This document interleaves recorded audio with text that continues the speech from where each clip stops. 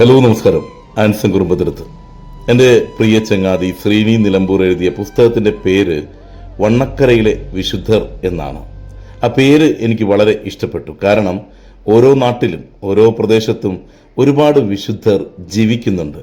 വിശുദ്ധ പദവി ഒന്നും ലഭിക്കാതെ അവർ കടന്നു പോകുന്ന ഇടങ്ങളിൽ നന്മ വിതച്ച് കടന്നു പോകുന്നു.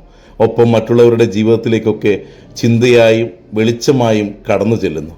അത്തരത്തിലുള്ള ഒരുപാട് പേർ, ഒരുപക്ഷെ അവർക്ക് കൃത്യമായ അല്ലെങ്കിൽ കാര്യമായ വിദ്യാഭ്യാസമോ മറ്റ് യോഗ്യതകളോ ഒന്നും ഉണ്ടാകണമെന്നില്ല.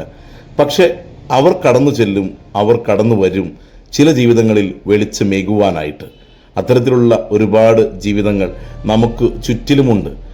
ഒന്ന് ചിന്തിച്ചു നോക്കാം ഈ ദിനം.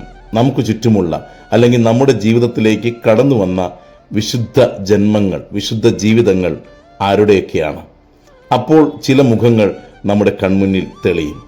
ആ മുഖങ്ങൾ തന്നെയാണ് ഒരുപക്ഷെ നമ്മുടെ ജീവിതത്തിൽ വെളിച്ചമായി മാറിയിട്ടുണ്ടാവുക. ഒപ്പം മറ്റുള്ളവർ ഇങ്ങനെ ചിന്തിച്ചിട്ടുണ്ടെങ്കിൽ അവരുടെ ജീവിതത്തിൽ നാം എപ്രകാരമാണ് എന്നുള്ളത് കൂടി ചിന്തിക്കാനുള്ള ഒരു ദിനമാകട്ടെ. നമുക്കുമുണ്ടാകണം ഒരു വിശുദ്ധ ജീവിതത്തിൻ്റെ സ്ഥാനം.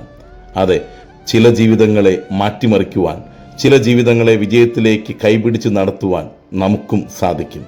വിശുദ്ധരെ കണ്ടെത്താം, ഒപ്പം നമ്മുടെ ജീവിതത്തെ ഒന്ന് വിലയിരുത്തുകയും ചെയ്യാം. നല്ല ഒരു ദിനമാണ് കാത്തിരിക്കുന്നത്. ആസ്വദിക്കാം. നേരുന്നു ശുഭദിനം.